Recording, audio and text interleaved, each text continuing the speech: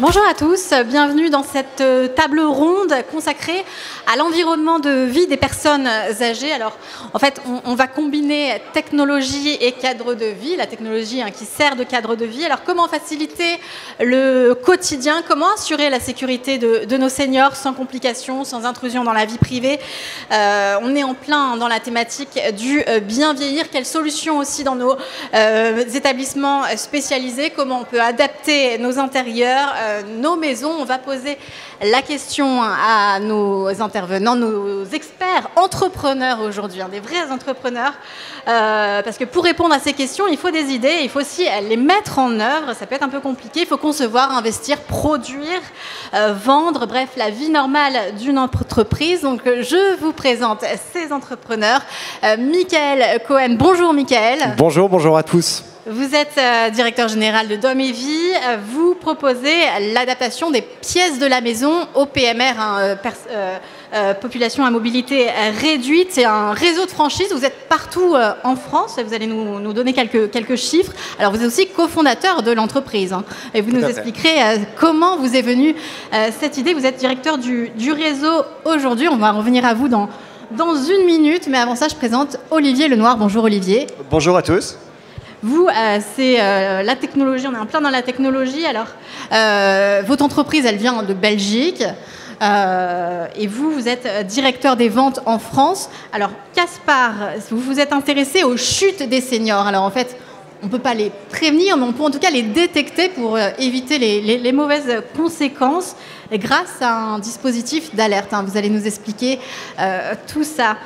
Moi, je reviens à vous, Michael. Alors, on ne tombe pas dans la silver economy par hasard.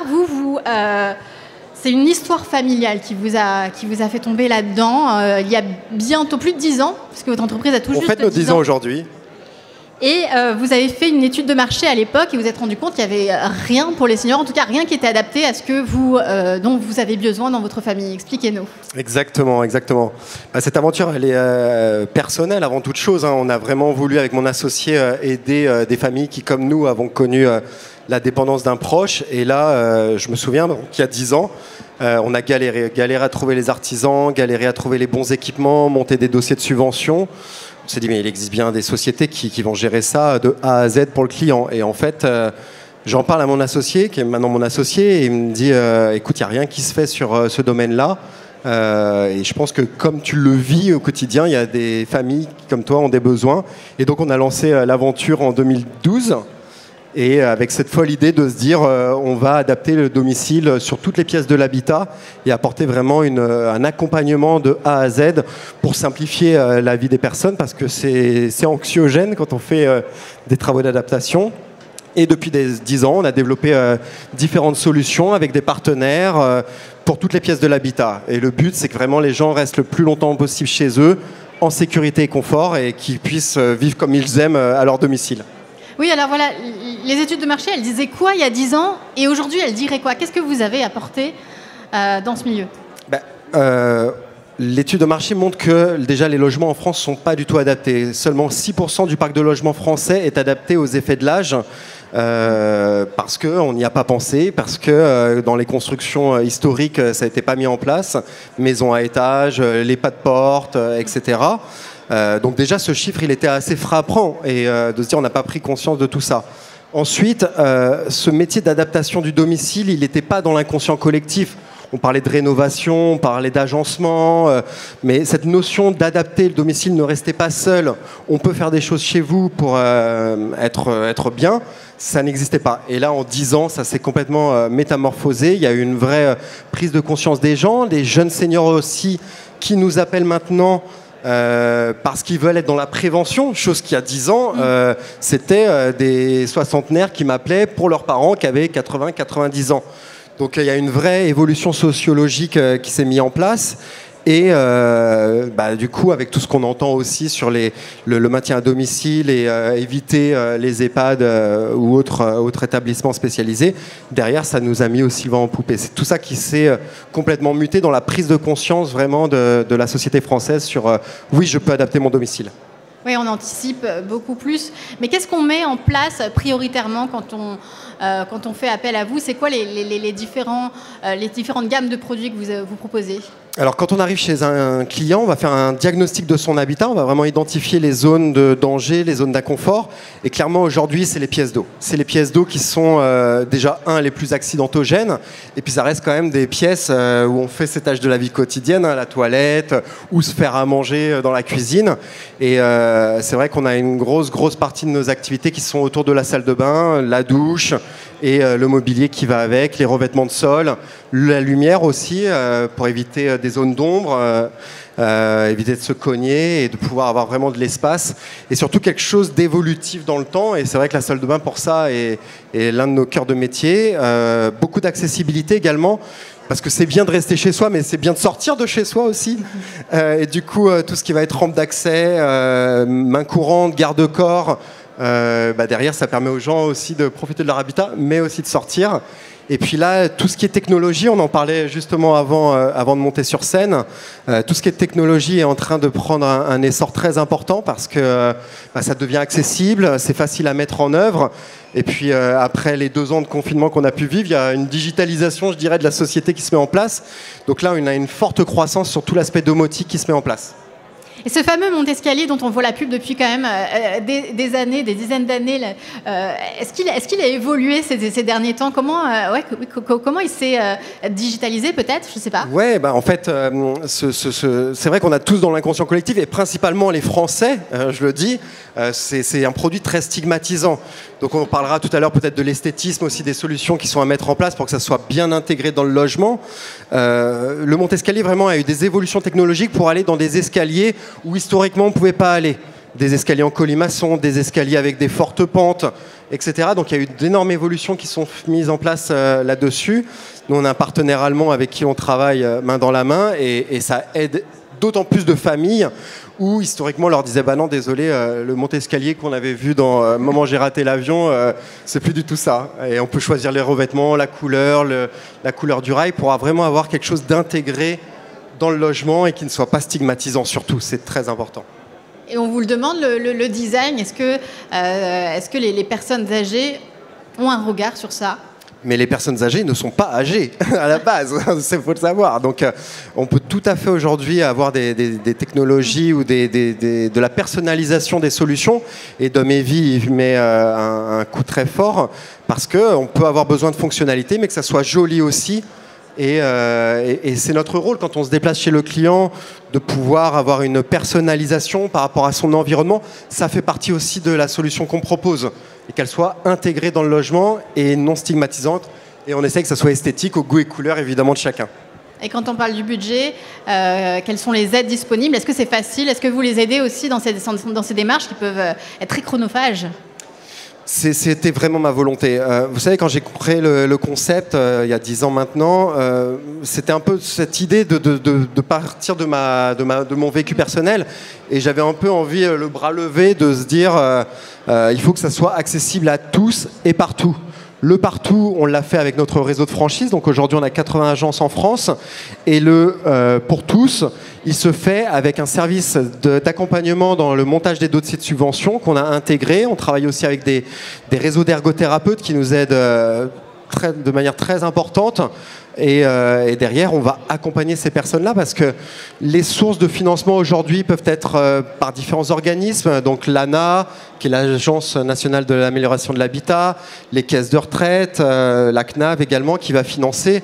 Mais vous imaginez pour une personne... On peut toutes les cumuler ou c'est une en particulier? Elles se cumulent en fonction de différents critères, évidemment. L'âge, le degré de dépendance, les revenus ou l'ancien statut social de la personne. Est-ce qu'elle était fonctionnaire de la fonction publique ou dans le privé. Donc tout ça, nous, on a mis en place des algorithmes et des solutions pour vraiment analyser en fonction des critères de la personne à quelles aides elle peut avoir.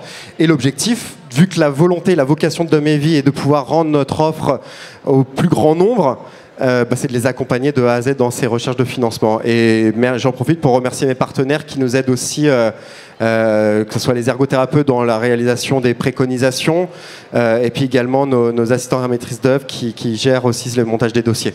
Et en général, les délais, c'est combien de temps dans ces dossiers? Là, c'est encore long. C'est encore long, trop long même. Me mettez pas trop sur le sujet parce que ça va me faire transpirer. Mais non, il faut bien compter 6 mois aujourd'hui en moyenne sur la France. Donc on n'est pas tous logés à la même enseigne. Hein. Moi qui ai quand même cette vision maintenant nationale, il y a évidemment des régions où on va toucher du 3 mois.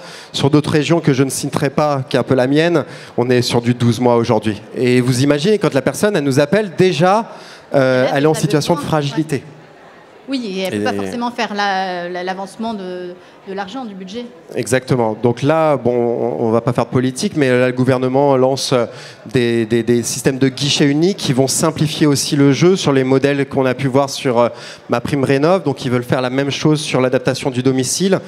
Parce qu'il faut simplifier le jeu aujourd'hui. Il faut simplifier le jeu, il faut qu'il y ait un interlocuteur parce qu'on se doit tous d'aider nos aînés, nos parents, nos grands-parents. Et il y a des financements et ça sera favorable pour la société française, quoi qu'il arrive, de rester chez soi.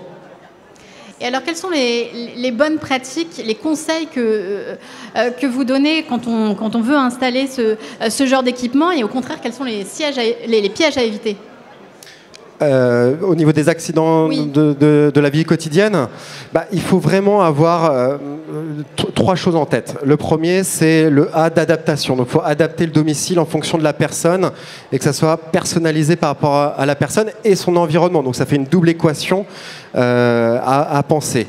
Parce que si on commence à faire des solutions industrielles pour tous, sans avoir de personnalisation, on est tous différents et les logements sont tous différents. Donc ça, c'est la première chose à éviter. Deuxième chose, c'est qu'on pense à l'après. Parce qu'on peut, nous, intervenir sur une situation où on va adapter le domicile à un instant T, mais une pathologie peut évoluer, l'âge qui avance, un accident de vie, etc. Donc il faut aussi penser la solution, qu'elle soit adaptable dans le temps.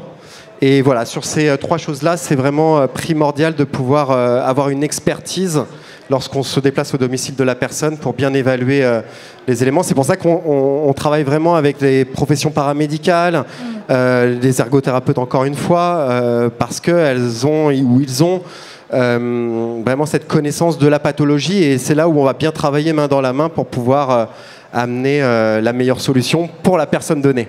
Oui, c'est ça, parce que vous, est-ce que vous concevez vos produits, vous les fabriquez, comment vous les adaptez aussi au fur et à mesure et à qui vous prenez conseil, quels sont les interlocuteurs, le personnel médical, les familles, c'est quoi les retours d'expérience ? Vraiment, on a un rôle, comme je vous le disais, d'évangélisation au niveau des prescripteurs médicaux. Donc, on va rencontrer les centres de rééducation, on va travailler avec les services hospitaliers, les centres de retour à domicile. Donc ça, déjà, ça apporte un flux important. Derrière, on va travailler aussi beaucoup avec le monde associatif. J'ai rencontré des personnes ce matin qui lancent des projets vraiment magnifiques sur les aidants, sur l'accompagnement. Et je pense que Domevi se doit d'être au cœur de ces associations aussi pour travailler main dans la main avec ces organismes-là. Et alors, il y a aussi la technologie, ça sert à assurer la sécurité, mais ça sert aussi peut-être au loisir, à assurer aussi le lien affectif. Est-ce que vous avez des produits pour ça ? Alors, on va essentiellement travailler sur le système de téléphonie, mais on n'est pas encore développé à 100% sur ces systèmes-là. Et on a justement des personnes qui fabriquent des solutions qui vont être dans la connectivité, dans la connexion. Et juste avant de monter, on commençait à parler qu'il y a évidemment des synergies à mettre en place à ce niveau-là. Donc, c'est des choses que peut-être demain feront partie de notre gamme. Ah oui, ça c'est sûr qu'il y a plein d'autres entrepreneurs qui ont développé plein de choses sur ce salon. On va passer à vous, Olivier Lenoir, pour Caspar.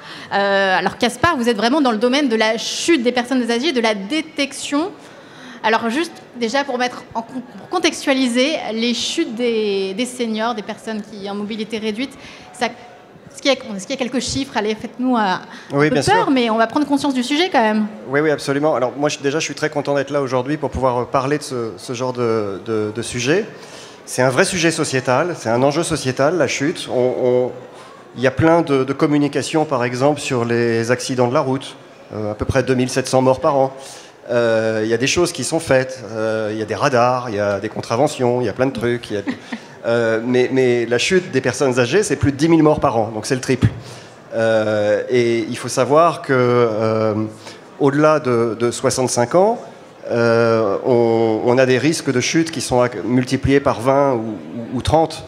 Et lorsqu'on chute, une fois, après 35 ans, dans l'année qui suit, dans les 12 mois qui suivent, le risque de rechute est multiplié par 50. Et la chute est un vrai problème parce que nous, on dit souvent chez Caspar, tout le monde a le droit à la chute. On sera tous concernés. Vous, moi, un jour, si on a la chance de vivre un peu plus vieux. On peut déjà chuter quand on est jeune, d'ailleurs. Mais la chute est un problème parce que, au-delà des conséquences physiques évidentes, on se casse quelque chose, le bassin, le col du fémur, etc., ça engendre aussi un véritable repli sur soi-même. Il y a des conséquences psychologiques. On ose moins se déplacer. Et le mouvement, c'est la vie. À partir du moment où on se déplace moins, les choses ne vont pas dans le bon sens. Donc il y a aussi une perte de dignité. Quand on reste ne serait-ce que 20 minutes, sans parler d'une heure ou deux, ou d'une nuit entière, au sol, vous pouvez faire l'essai chez vous. C'est vraiment pas facile. Et je ne vais pas rentrer dans tous les détails, mais vous pouvez les imaginer. Quand on reste au sol longtemps, on trouve des situations qui sont très très dégradées. Faut savoir aussi qu'au-delà de 90 ans, quand vous passez 1 heure au sol, vous perdez 2% de masse musculaire par heure. Donc en 10 heures, ça devient compliqué. Donc nous, on s'attelle vraiment à ce problème dans l'optique d'améliorer la qualité de vie des personnes fragilisées, mais aussi du personnel soignant au travail qui vit dans la crainte constante des événements indésirables. Qu'est-ce que je vais trouver quand je vais ouvrir la porte de la chambre ? On parle souvent de revalorisation des métiers. Il faut aussi apporter des outils adaptés face à ces problèmes-là. Vous êtes journaliste, vous avez une jolie tablette. C'est plus facile que d'une machine à écrire. Il est temps, en 2022, de fournir des outils qui sont fiables, qui sont adaptés et qui peuvent vraiment répondre à cette problématique de la chute. Je pourrais développer un petit peu plus ce qu'on fait. Oui, adapté à l'époque. Alors la solution miracle, là pas pour éviter la chute, mais pour la détecter et puis pour réagir au plus vite. Alors je vais vous corriger, pour la détecter, pour l'éviter aussi. D'accord. En fait, nous on a les systèmes anti-chute, ça fait une quinzaine d'années qu'on en parle. Et très franchement, il y a à boire et à manger. Il y a des cannes connectées, il y a des bandeaux, il y a des médaillons, il y a des sols connectés, il y a des capteurs infrarouges, il y a etc., etc. Tous ces systèmes ont un écueil principal, c'est le manque d'obligation de résultats. Il y a une obligation de moyens, on détecte 50, 60, 70% des chutes, très bien. Mais pour des professionnels, ce n'est pas suffisant. Pour des professionnels, il faut aller au-delà, il faut avoir une obligation de résultat.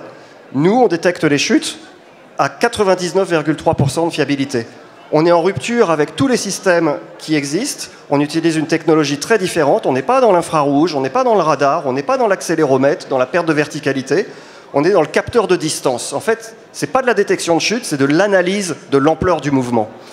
Et ça va nous permettre de faire plusieurs choses.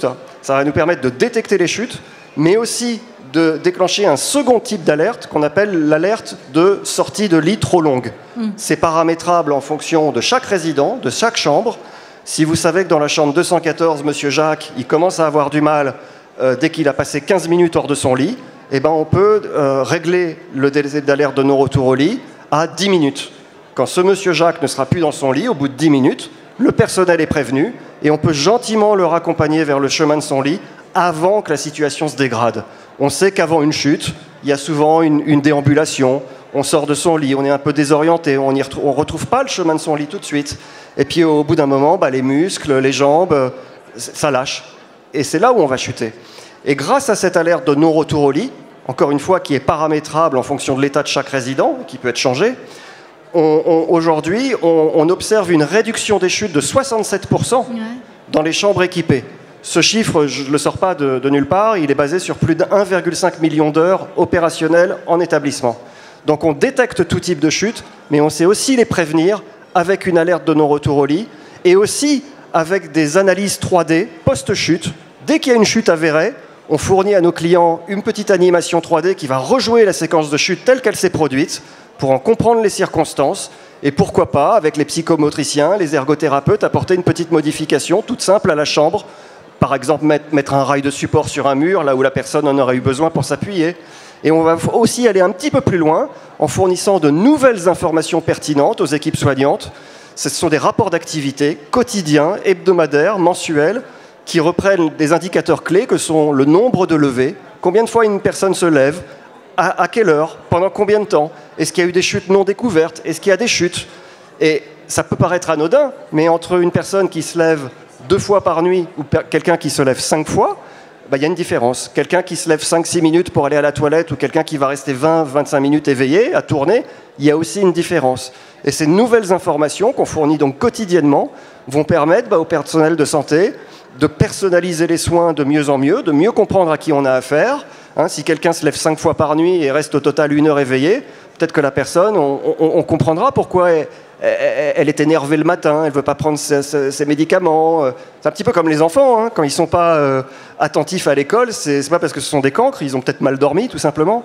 Donc on va apporter ces nouvelles informations qui vont mieux aider à personnaliser les soins, mieux organiser les rondes de surveillance, au lieu de rentrer, d'ouvrir les portes, de les refermer. Mais c'est quoi comme outil concrètement? C'est des bracelets, des médaillons? Alors non, surtout pas. Il faut que ce soit sans contact. Il faut que ce soit sans contact. C'est le petit capteur que j'ai dans ma main, que je montre à tout le monde. Voilà. C'est un petit capteur qu'on va mettre au plafond, qui se fait très discret. Il n'y a pas de lumière, il n'y a pas de bruit. Et ce capteur va en fait dresser une cartographie de la pièce de vie sous la forme de relief. Vous vous souvenez peut-être de ce petit jeu dans les années 80-90 ? Je suis un peu plus vieux que vous, excusez-moi, composé de 2 plaques de plexiglas avec des petits pics, et on s'amusait à mettre sa main pour faire des formes. Eh ben, c'est un peu ce qu'on voit. On voit du relief, et l'intelligence artificielle qui est embarquée, l'algorithme, va analyser quand il y a un changement de relief. Et il va faire la différence, par exemple, entre une chaise qui tombe et un corps humain.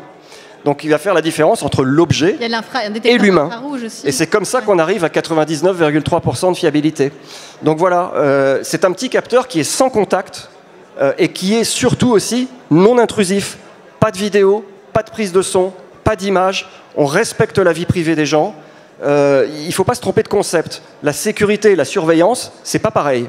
Nous, on est dans la sécurité, et ce qui importe le plus aux personnes concernées, aux personnes fragilisées, c'est pas la sécurité même. Je vais aller plus loin que ça. C'est avant tout l'autonomie, c'est la sérénité, c'est l'indépendance. Ils veulent qu'on leur fiche la paix. Ils veulent pas être espionnés. Ils veulent pas porter quelque chose sur eux. Donc il faut que ce soit sans contact, il faut que ce soit non intrusif, que ça respecte la vie privée. Ce qui n'est pas le cas des familles, parce que les familles, ce qu'elles veulent, elles, c'est vraiment de la sécurité. Et les deux aspects... Parce que ça, c'est pour les établissements spécialisés. Est-ce que vous allez développer un autre produit pour effectivement les familles? Là, peut-être une caméra, c'est peut-être ce qu'elles veulent. Pas de caméra, on ne rentrera jamais dans l'invasivité. Donc ça, c'est fini. La caméra, c'est bien pour surveiller des entrepôts, des banques, mais là, on est dans l'humain, on est dans des situations qui peuvent être dégradées, on est dans l'intimité des gens. Quand on tombe chez soi, en pyjama, en robe de chambre, etc., on n'a pas envie de se faire filmer. Et on n'a pas envie que les autres voient de ça non plus. Et en réponse à votre question, oui, on est en train de développer ça pour le domicile aussi. On sera prêt dans à peu près 1 an et demi. C'est un peu plus complexe le domicile qu'une chambre d'hôpital ou d'EHPAD. Au domicile, il y a des enfants, il y a des chiens, il y a des couloirs, il y a des escaliers. Et tout ça, ça rajoute de la complexité pour un algorithme, pour une intelligence artificielle. Donc on y travaille beaucoup. Juste pour vous donner un petit exemple, dans une chambre d'EHPAD de 30 mètres carrés, on a aujourd'hui identifié 615 scénarios différents. Donc je me lève par la droite, par la gauche, je me mets debout sur mon lit, je renverse la chaise, tout ça. Tout ça, ce sont des scénarios. À domicile, on passe de 615 à plus de 5000. Donc ces scénarios, il faut les identifier et il faut ensuite les renseigner dans l'algorithme, dans l'intelligence artificielle. Ça prend un peu plus de temps. Oui, en fait, vous avez un data scientist chez vous, un scientifique on a plusieurs. Données, vous en avez plusieurs. Mais ces données, oui, vous les récupérez, vous les traitez comment, effectivement? Comment vous construisez votre algorithme? Alors, les données, en fait, il y en a plusieurs. Il y a les sorties de lit, il y a combien de fois une personne sort de son lit, il y a des chutes, il y a des sorties de lit trop longues, donc qui commencent à être à risque. Et il y a parfois un manque de corrélation entre une sortie de lit et une chute. Quelqu'un peut sortir de son lit 20 fois sans chuter, ou en chutant 1 fois. Et à contrario, quelqu'un peut sortir de son lit 2 fois et chuter 2 fois. Donc nous, ce qu'on fait, c'est qu'on analyse le comportement de chaque résident pour ensuite pouvoir proactivement rentrer en contact avec les personnels de soins, les résidences qu'on équipe, et puis optimiser les délais d'alerte de non-retour au lit, optimiser la technologie pour pas justement déclencher d'alertes intempestives. Ce qui est important, c'est pas de déclencher des alertes, c'est de déclencher des alertes qui soient pertinentes et des alertes auxquelles on puisse répondre. Autrement dit, si on déclenche 20 alertes par nuit, c'est infernal pour le personnel soignant. Ce qu'il faut, c'est qu'on... Comment il est prévenu, le personnel soignant, d'ailleurs, de ces chutes? Est-ce qu'il peut recevoir des notifications sur le téléphone ou... Oui, alors on a une très très grande capacité d'intégration de nos alertes. On les intègre à la fois sur... On est capable de les intégrer sur de la téléphonie, on est capable de les intégrer sur le DECT, on est capable de les intégrer sur les systèmes d'appel personnes qui sont en place dans les résidences. De ce fait, nous ne démultiplions pas les terminaux de réception. Hein. Le personnel soignant n'a pas vocation à se trimballer avec plusieurs... avec des couteaux suisses. Donc on intègre nos alertes. Ça peut être très pratique de recevoir une notification. Tout à fait. On peut aussi les générer sur des tablettes, Android, etc. Donc on va parler aussi du question coût. Combien ça coûte et comment...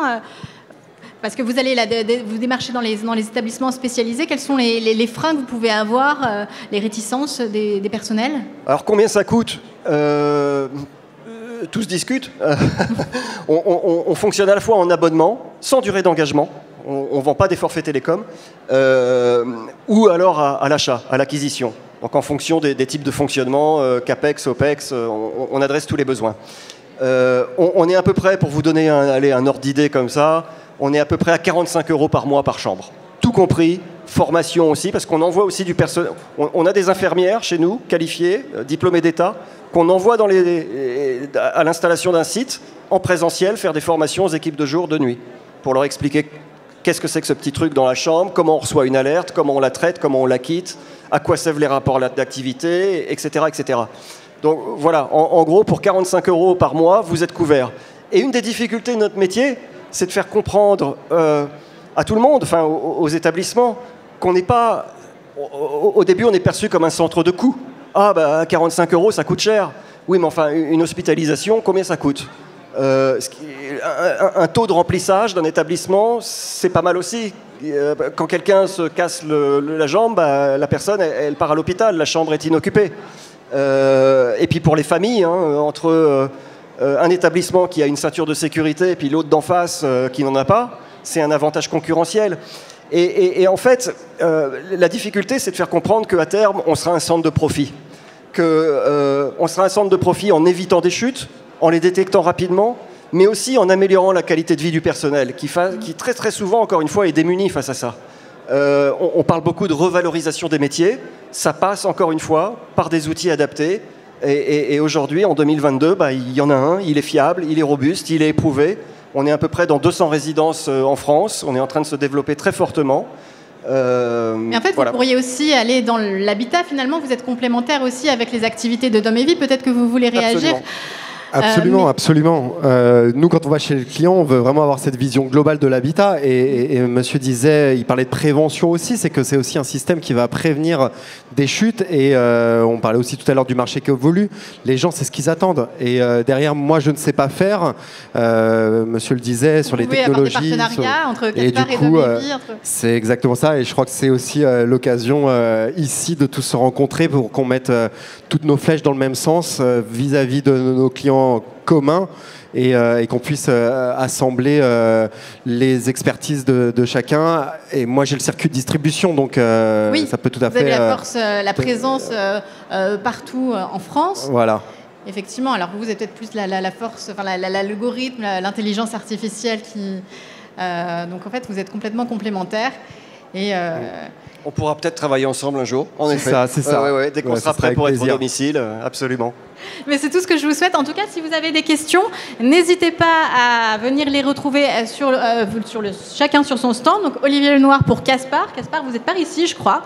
Alors vous êtes souvent au téléphone, mais on peut vous avoir et puis vous offrir en plus des petits goodies. Et puis Dom et Vie, Michael Cohen, et le stand est également par là-bas, je crois. Et puis c'est pareil, vous répondez à toutes les questions vue, oui. Avec la vue mer en plus. C'est génial. Merci beaucoup en tout cas d'être venu nous apporter ces expertises. On va en faire en tout cas ces témoignages nous ont beaucoup apporté. C'est un aspect de la vie des seniors qu'il faut avoir en tête, que ce soit en établissement ou à la maison. Merci. Je vous retrouve en tout cas pour une prochaine table ronde à 14h30. Là, on parlera du financement public, du financement de la région, alors région sud, parce que forcément on est à Cannes, mais comment elle vous accompagne, vous entrepreneurs, quand vous avez une idée à faire émerger votre projet.